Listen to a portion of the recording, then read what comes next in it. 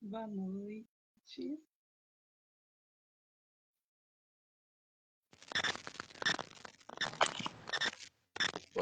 Olá,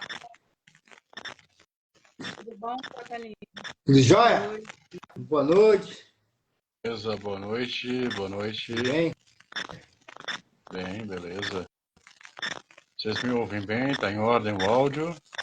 Sim. Tem um barulhinho sobrando pra mim aqui, mas eu não sei se é onde eu tô. É, porque tá limpo aqui, tá tranquilo. Eu não sei.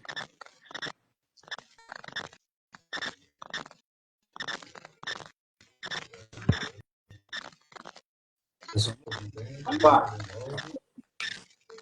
Eu não conheço hoje.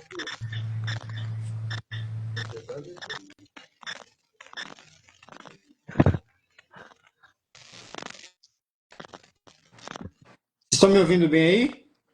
Sim. Estamos ouvindo sim. Ah, que legal. Vocês estão recebendo legal? Esse microfone nem sempre ajuda, mas vamos tentar bater um papo bacana hoje.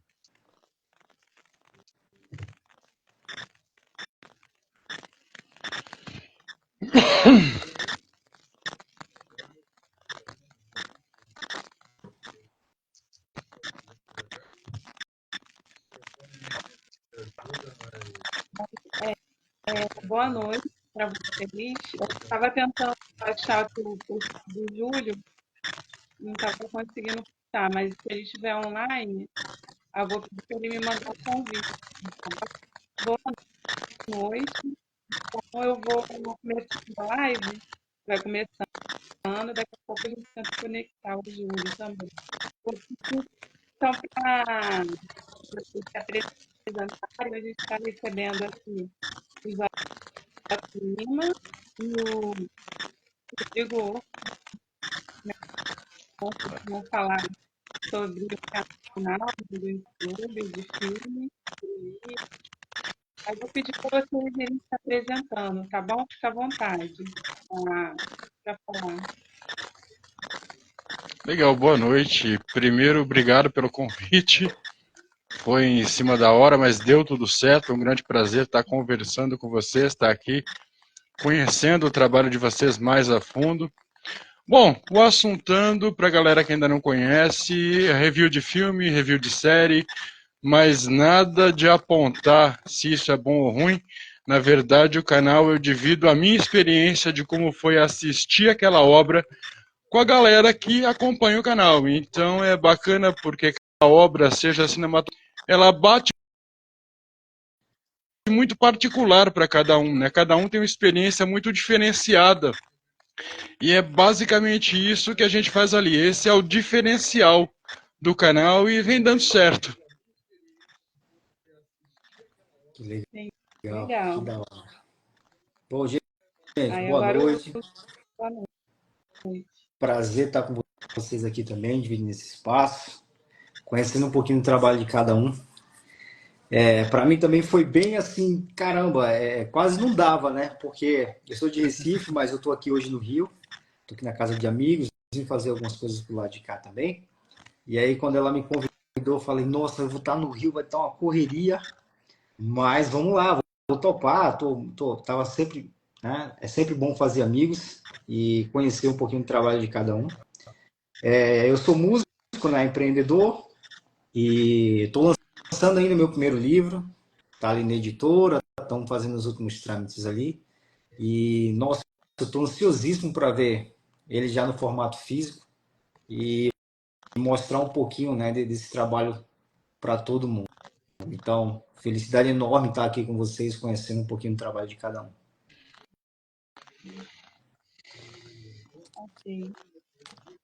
O Júlio ainda não conseguia, não, o perfil dele não está aparecendo para mim, por isso que não sei se ele está online, estava conversando comigo ainda há pouco, se ele puder mandar o convite para a gente tentar conectar, tá bom? Então, vou começar as nossas perguntas. Vou começar, então, fazendo a primeira pergunta para o Rodrigo. como ele tem esse canal, né, de filmes, acompanhei lá, bem interessante, que é o Acompanhe Filmes e Afins.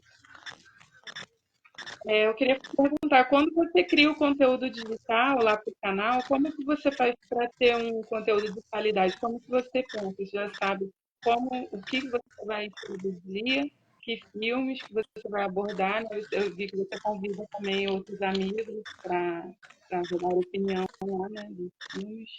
Como que acontece? É bacana a tua pergunta, porque é um lado que o pessoal nem sempre conhece, né?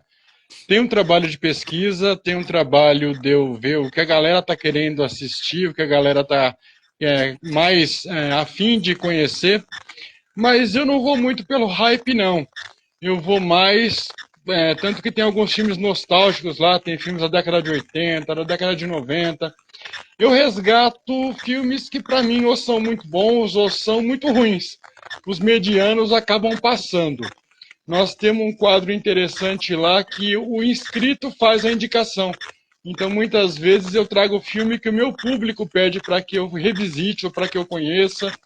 Então, nós vamos um pouco fora desse mainstream da galera seguir só o que está na moda, só o que todo mundo está falando. Não, eu estou mais lá do B ali para realmente trazer e apresentar para essa nova geração, talvez, filmes interessantes, filmes bacanas, que eles não conhecem ou não tiveram acesso. Se eu for para te dar um exemplo, um dos grandes sucessos do canal foi o Feitiço de Áquila. Feitiço de Áquila antigão, a galera da minha geração conhece. Nós temos uma história de amor muito bem contada, uma história de amor e de aventura, que deu um boom. Eu acho que a galera mais nova se surpreendeu com essa história, a galera mais nostálgica resgatou aquele quentinho no coração. Então, nós estamos ali para trazer boas alternativas. A gente nem sempre vai no que a galera, todo mundo está fazendo igual. Vários filmes interessantes, né? Antigos, né?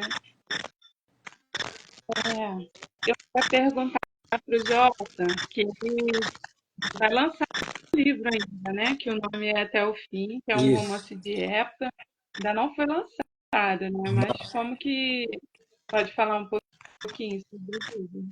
Olha, é bem interessante porque eu sou músico, né? Eu sou baixista do cantor Lucas Mamede. E na turnê do ano passado, quando a gente começou a viajar pelo país, eu sempre tive muita vontade de conhecer a cultura mineira e as histórias, né? Da cultura mineira, né? Aquela coisa lá sobre Tiradentes e fazenda daqui, fazenda dali. Sempre muito apaixonado por esse prisma. E quando a gente teve lá em Minas Gerais, no ano passado, eu vi algumas coisas que foram me acendendo ali a memória, né? E eu já tinha alguns rabiscos do livro. É um livro que não nasceu, posso dizer assim, de uma coisa, de uma ideia concreta. Ah, não, vou fazer isso aqui.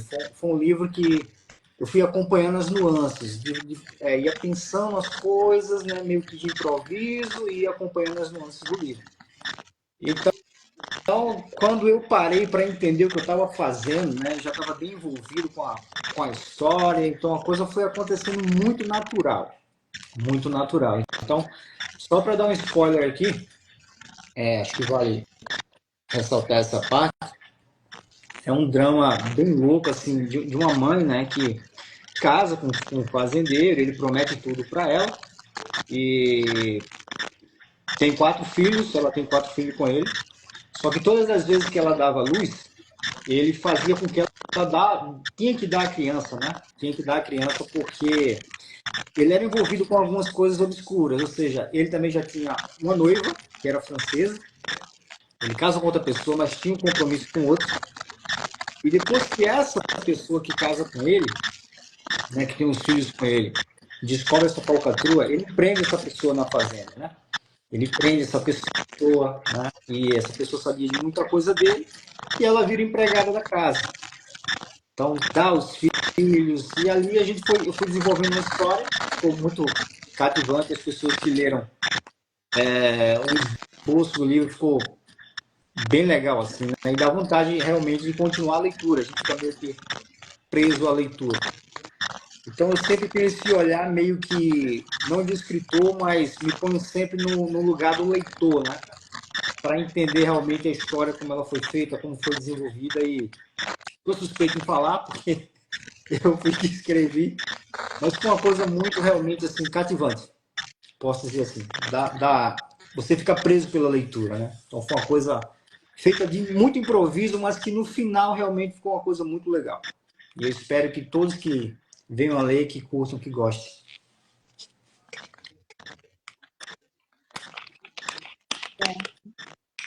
Queria perguntar para o Rodrigo, eu achei interessante, eu vi lá um filme do canal, que o nome é Verônica, é o meu nome, mas é um filme de terror, é um filme Sim. não é espanhol, tá no seu canal do YouTube. Aí você pode falar um pouquinho sobre esse filme? Olha, Verônica é um filme de terror. É um filme de terror, se eu não me falha a memória, argentino. É um filme latino nosso aqui. É bem interessante a história de uma noviça que vai para esse convento e conhece a Verônica, que é uma freira mais velha, que tem as suas particularidades e as suas peculiaridades. É um filme mais tenso do que de terror. E saiu a primeira parte desse filme recentemente, também tá na Netflix, que é o Irmã Morte. Então, se vocês forem assistir Verônica, ou gostarem de Verônica, ou quiserem saber mais sobre essa freira misteriosa, mais velha, que está no Verônica, a história dessa freira é contada no Irmã Morte. É bem interessante.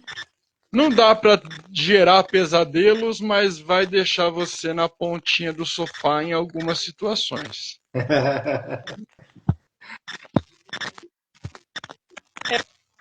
Sei lá, falando, né, sobre o filme, foi bem.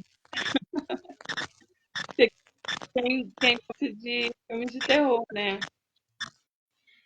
Olha, eu gosto mais de suspense, gosto mais de terror, gosto de policial, gosto de aventura.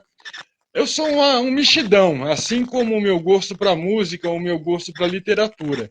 Às vezes eu estou ouvindo ópera, às vezes eu estou ouvindo Iron Maiden. Da hora. Então é muito do dia, muito da época, mas eu gosto muito das formas que o cinema encontra de te provocar o medo. Porque o que é o medo? O medo é muito particular, de repente o que te dá medo não me dá medo. É. Então os filmes de terror precisam encontrar formas diferentes de te provocar o medo, de te trazer aquele sentimento. Então talvez o que me agrade mais nesse gênero é esse desafio em particular que toda história de terror, toda história de suspense carrega. Se você for pegar, por exemplo, uma comédia romântica, não tem muito o que se construir numa comédia romântica. Precisa ter um envolvimento romântico que pode ser conturbado ou não, pode ser facilitado ou não, eles podem acabar juntos no final ou não. Você tem uma série de regras que invariavelmente você vai encontrar numa comédia romântica. Num filme de aventura, normalmente é a jornada do herói. É aquele cara que vai buscar ou o desenvolvimento pessoal dele, ou vai crescer como pessoa, ou ele vai se desenvolver, ou ele vai criar, vai atrás de um grande amor, ou ele vai se provar para alguém ou para algumas pessoas. Então você, em vários gêneros, você tem essa cartilha, você tem esses pontos que invariavelmente você encontra. No terror, em especial, não. No terror, você tem o sobrenatural, você tem o terror mais físico, você tem o terror inspirado por animais, a exemplo do Aracnofobia. Quem assistiu Aracnofobia nos anos 90 jamais foi no banheiro da mesma forma. Você sempre dá aquela conferida, porque inclusive saiu um filme, vai sair agora um filme de Aranha, que promete ser mais tenso que o próprio Aracnofobia. Eu já lancei um short sobre ele, um review rápido. Eu devo trazer um review completo sobre ele. Esquecendo, né, não esquecendo do terror asiático. Que os asiáticos eles têm formas muito diferentes de provocar o medo. O medo é muito embutido na cultura de cada povo. O que gera medo para aquela cultura, para aquela situação. Então, respondendo tua pergunta de forma um pouco mais completa, talvez por isso seja o gênero que mais me inclina, mais me agrada. Queria conversar com o pai dela, que chamou Nido, mas conversou com uma cidade, né? Então, se falou apaixonada. Minha filha,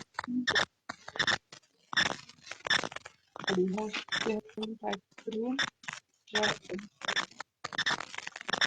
Qual a coisa mais difícil de ser um escritor? Qual a maior dificuldade? Tem alguma coisa específica? Você, quando começou a escrever, você ou como foi o seu trabalho de música, de escrita? Tem alguma dificuldade?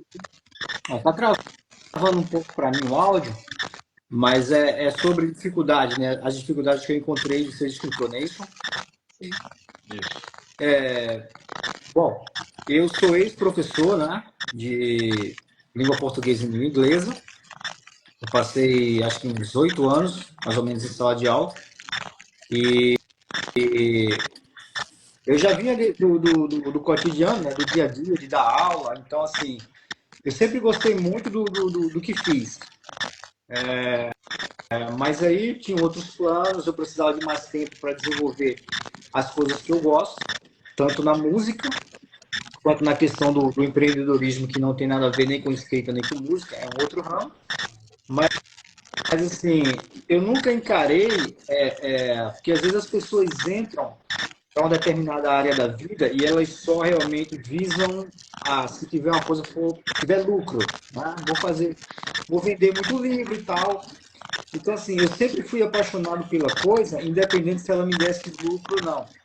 Então, acho que eu não vejo, não tenho muito essa coisa da dificuldade em si, mas tento realmente sempre estar antenado com as nuances que acontecem, porque a cultura muda, o tempo muda, né? As pessoas mudam, e aí eu estou sempre conectado com essas mudanças. Eu acho que espaço tem para todo mundo, né? Seja o gênero, ele estava agora falando sobre o gênero de terror, né? E é uma coisa que tem um nicho ali, né? Tem um público que é mais ali pro romance. Eu sou muito fã de romance, seja de época ou não, sou muito fã disso aí. Tem o gênero ali, a coisa mais policial, né? Então, assim, eu acho que o que vale pra gente, independente da dificuldade, né? Que é você escrever, leva um certo tempo, né? Você encaixar as suas ideias, editora, sempre tem aquele. Você tem que ter muito jogo de cintura, mas vale ressaltar que, acima de tudo, se você pensar apenas como uma forma de vivência, eu acho que não chega muito longe. Então você tem que ter primeiro muita paixão pelo que você faz, né? Para que a coisa ela possa ficar melhor, ficar uma coisa mais leve, mais suave, e você levar isso de uma forma para a vida, né? Então, eu considero que dificuldades não, sim, eu não vejo como dificuldade, né? Mas eu vejo um caminho a gente chegar a traçar, né? E chegar a um determinado ideal de vida, assim, com a mensagem que a gente quer passar para alguém.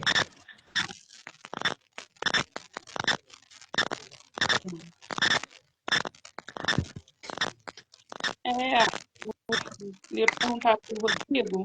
Eu vi um outro filme lá no seu canal, o nome é O Som da Liberdade, e fala sobre um pai solo que perdeu 2 crianças, e depois ele recupera a menina e começa a tentar resgatar a menina.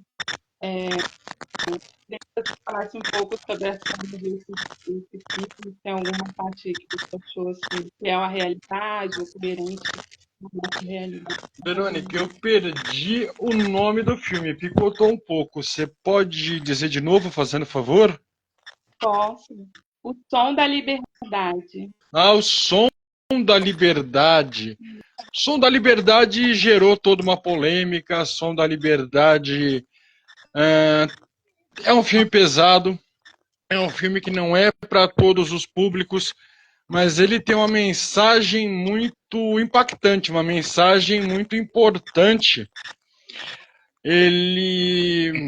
Um policial aposentado descobre uma máfia de prostituição infantil. E aí ele faz por onde, ele abre mão do convívio da sua própria família para ir resgatar inicialmente essa menina. E aí ele descobre que o buraco é muito mais embaixo. E aí ele demora para ter apoio da polícia americana. É meio que uma jornada de um homem só. Ele encontra no caminho um ex-contraventor que acabou ajudando ele. Então, para que ele não só resgatasse essas crianças, mas ele queria destruir todo o sistema. Porque na cabeça deles, se ele só tirasse as crianças dali, o sistema ia continuar funcionando. Então, ele queria acabar com o sistema. Ele se infiltrou, ele criou todo um personagem, ele criou toda uma estrutura, se passando por cliente, se passando por consumidor, para conseguir levar tudo isso abaixo. É um filme muito tenso, é um filme muito bonito, porque infelizmente a gente sabe que esse problema ainda existe, a gente sabe que mundo afora aí tem muita coisa que precisa deixar de acontecer.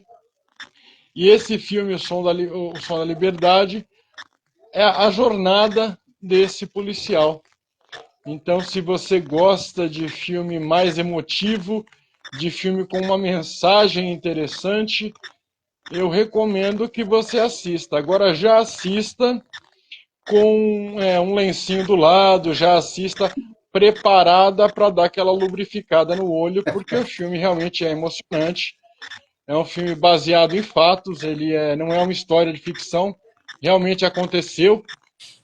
Boa parte do que está ali, é claro que uma adaptação cinematográfica ela exige uma certa alegoria, ela exige uma certa adaptação mesmo, então não é tudo que está ali que foi exatamente daquela forma, mas o grosso está ali, a história é aquela, e é interessante se vocês gostam dessa coisa mais visceral, mais tensa, inspirada em fatos.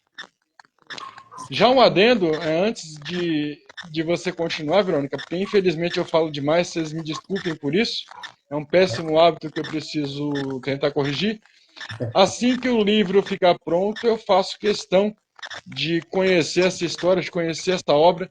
Eu gostei bastante da proposta, a gente vai manter contato. Eu quero muito receber a minha cópia autografada. Eu faço questão de receber autografada. Então, depois a gente até marca um bate-papo para a gente conversar sobre. Eu não tenho mais lido com tanta frequência, porque minha vista já não está mais tão 100%, mas eu sempre gostei muito de ler. Boas histórias são sempre bem-vindas.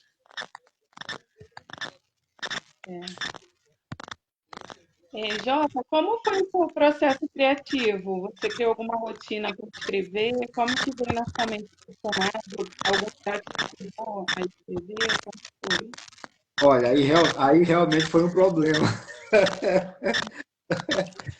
Porque assim, minha vida sempre foi muito cheia de afazeres, né? E aí eu tenho um empreendimento junto com meu pai. E eu sempre fui muito de procrastinar, assim. Eu não vou mentir para vocês, não. Sempre deixei muita coisa incompleto, né? Muita composição, muitas outras histórias que eu fiz, sempre deixei isso engavetado, até porque eu sempre tive a síndrome do impostor. Nada que eu fazia, tá legal, não. Guardava. Era uma composição, olhava, sabe, me empolgava naquele início, depois falava, não tá legal, isso não é legal, não vou fazer. Guardava. Esse livro, esse processo de composição, de criação, ele começou com uma coisa meio poética, né? Eu sempre tive eu falo que é uma queda, né? É uma paixão por nascer e pôr do sol. Sempre tive essa queda, eles me representam muito a questão da esperança, né, de dias melhores. Tanto o nascer quanto o pôr do sol. Então, o que acontece? Eu fiz alguma coisa lá em relação ao nascer do sol, ficou bem incompleto, eu guardei aquilo ali e de repente eu, sabe, me pegava lendo na gaveta, poxa, preciso desenvolver isso. Como eu não sabia, até que eu encontrei um curso de escrita literária de uma professora aqui do Rio, né? A Marie, Conselhos Literários, e foi um divisor de águas na minha vida, assim, né? Muita gente de vários lugares do país. E quando a gente se reunia, essas pessoas meio que uma ajudava a outra. Então isso foi o que foi me dando fôlego, vontade, sabe? Foi me impulsionando a escrever. Então, o processo era sempre assim, a quarta a gente se encontrava. Depois das técnicas sobre que ela falava, né, como tinha que proceder, aí eu sempre guardava o meu sábado, manhã e tarde, para começar a desenvolver aquilo ali. Então, assim, encontrei muita dificuldade no início para encaixar, né, ali, as cenas. Na minha cabeça era uma coisa assim que eu estava escrevendo um livro, mas na minha cabeça era um filme, né? E filme sempre tem aquelas nuances, né? Ele pode falar muito melhor do que eu sobre isso. Tem aquelas nuances da parte que tem aquele clímax, depois dá aquela lá, dá aquela baixada ali. Mas o processo, assim, sempre foi muito divertido. Porém, eu sou muito perfeccionista. Fazia, não gostava, apaga, faz de novo, apaga, não, escreve, apaga. Então, assim, quando eu consegui realmente concluir, passar esse processo, que é uma coisa que a gente se isola pra caramba, né? Se as pessoas soubessem o trabalho que dá de um escritor escrever um livro, de ele mesmo a história, porque ele precisa, acho que todo mundo leia, né? Ele precisa entender o que, é que ele está fazendo. Então é uma coisa que você briga o tempo todo com você mesmo. Ah, não tá legal. E se você não se afastar da obra, às vezes, você vai ficar sempre com essa síndrome de não tá bom, preciso melhorar. Não tá bom, preciso melhorar. Então, foi um processo assim, difícil. Eu falo que foi um problemão, assim, mas agradeço a Deus pelo curso. As pessoas me ajudaram muito. Ah, tá legal, cara, você escreve super bem. E aquilo foi me dando, sabe, todo o apoio do mundo. E aí eu realmente consegui terminar.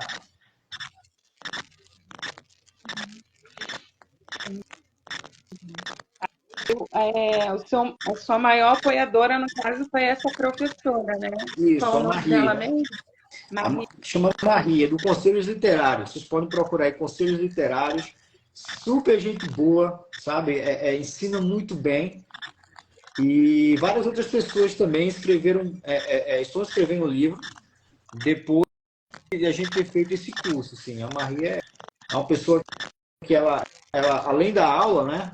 Ela cativa muito você a você entender o processo da tua própria criação, a você se entender. É uma verdadeira coach. É uma verdadeira coach. Vamos demais, Marie. Legal, bem legal.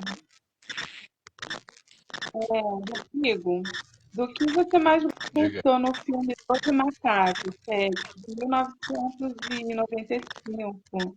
Inclusive, lá no filme tem um vídeo com o J. Santiago, que já fez a live aqui com a gente, né? Vão vir. A gente pode falar um pouquinho sobre esse filme? Claro, se você puder repetir de novo o nome do filme. O meu áudio acho que tá horrível. Você me desculpa. Doze Macacos. Os Doze 12 Macacos. macacos. 12 macacos é maravilhoso.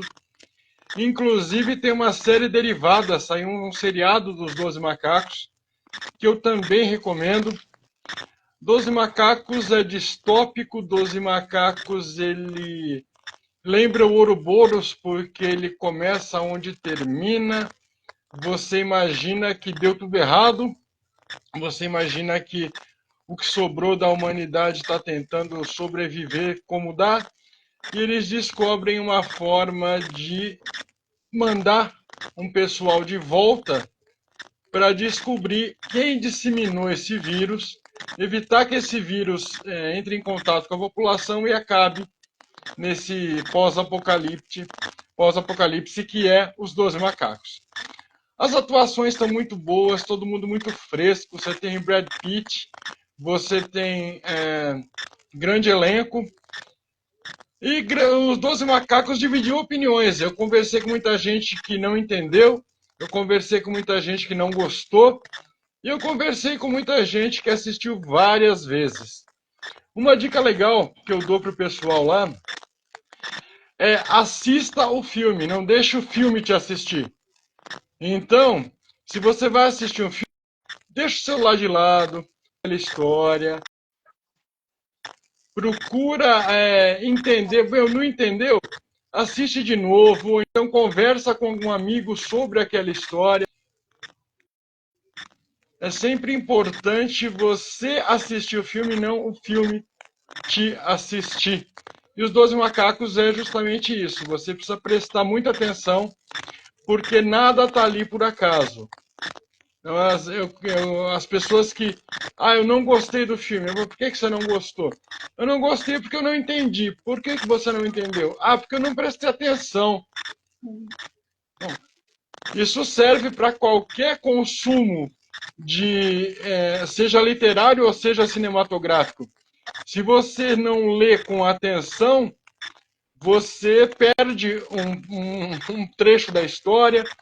Bacana o que o Jota colocou sobre o processo dele de escrita, de desenvolvimento da escrita, conversando inclusive com o próprio Santiago, o João Vitor Santiago, que escreveu Trigger, que é maravilhoso. Nós estávamos conversando sobre o saber parar.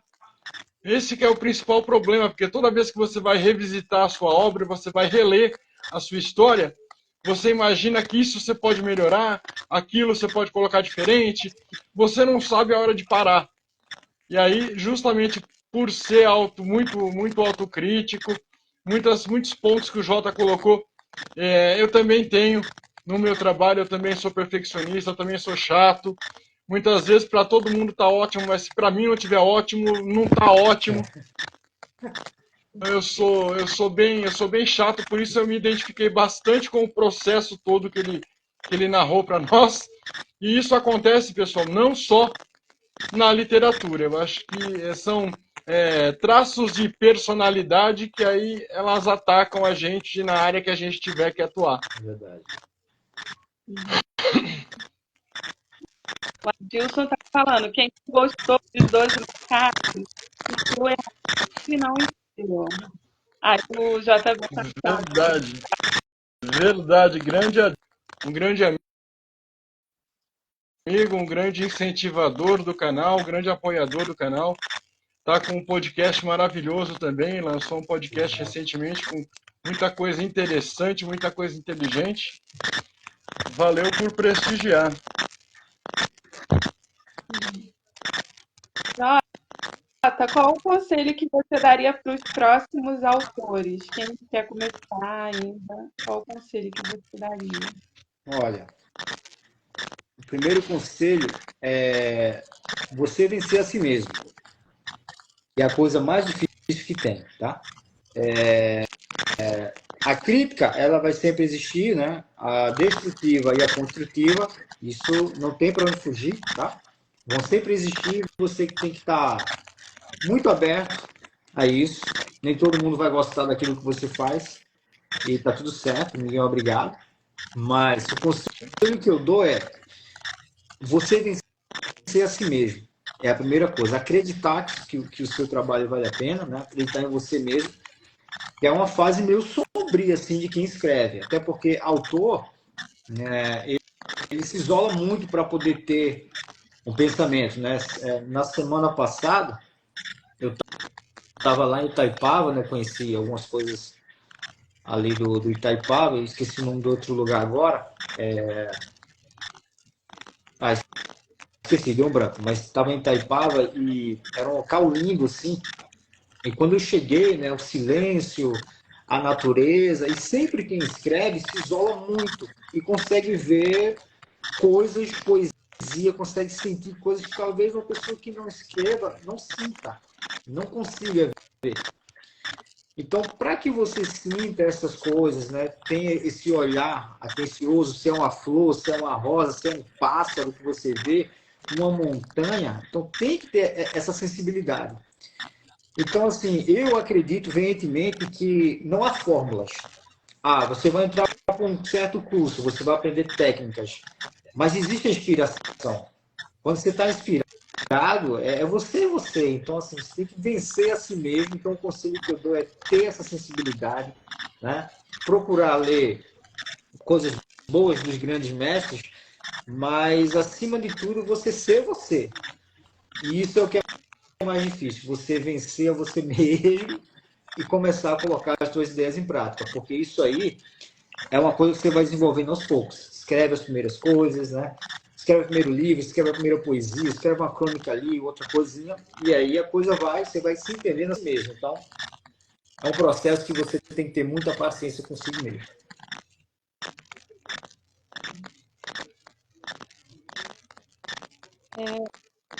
O Rodrigo, ele também falou sobre um filme lá no canal, que o nome é 1408.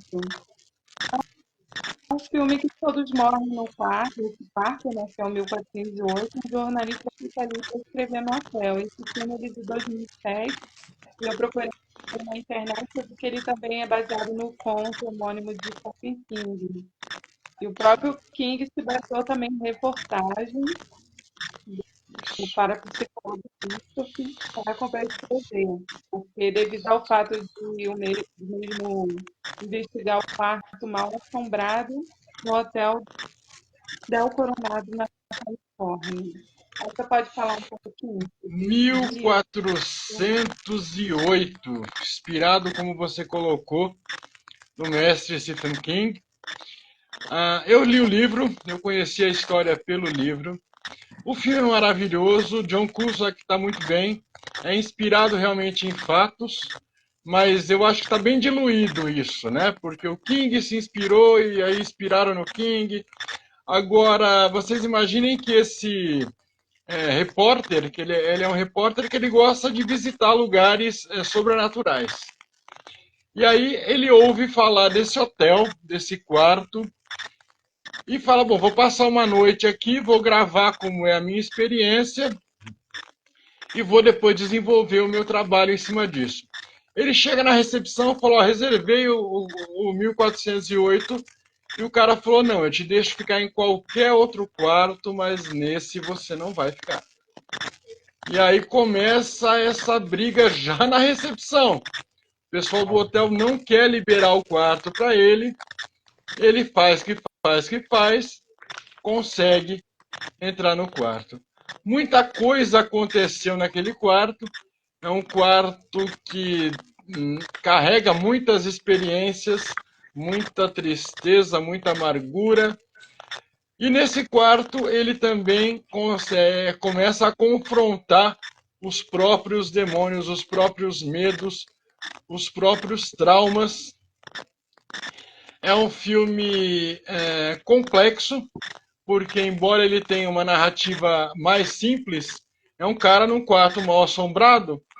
Se você for analisar tudo que o filme te passa de informação, tem muita coisa ali. E aí no fim do filme você fica se perguntando se realmente ele esteve naquele quarto, se não foi tudo coisa da cabeça dele.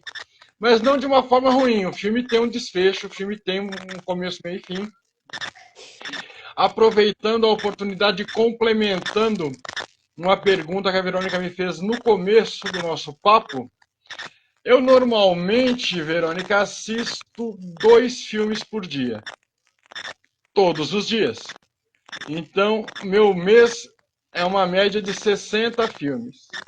Destes 60 filmes, eu trago 6, 7 para o canal. Então, a minha peneira é muito criteriosa, eu assisto de tudo. Tem muita porcaria que acaba não chegando para vocês, graças a Deus. Então, eu consumo cinema como hobby. Eu acho que para mim é fácil, é gostoso. Sempre foi um hobby barato, sempre foi aquela coisa de quando era criança, grudado na sessão da tarde, que era o que tinha para hoje. eu demorei para ter meu primeiro não demorei para ter meu primeiro videocassete. E aí a gente ia para locadora. É. Isso lá em 1912, galera. Vocês estão a galera novinha aí, vocês não têm noção do que era alugar filme na sexta-feira, ou então você tem que ser brother do cara da locadora para conseguir esconder aquele lançamento que você quer assistir. E aí você muitas vezes quer o filme legendado, só tem dublado. Você quer dublado, só tem legendado. E aí você esquece de rebobinar, você paga multa. Pessoal, era um outro ecossistema. Perguntem para os seus pais, perguntem para o pessoal mais velho da sua família, dos seus conhecidos. Parece que é um outro planeta Terra, era uma outra realidade. Hoje está tudo aí à mão.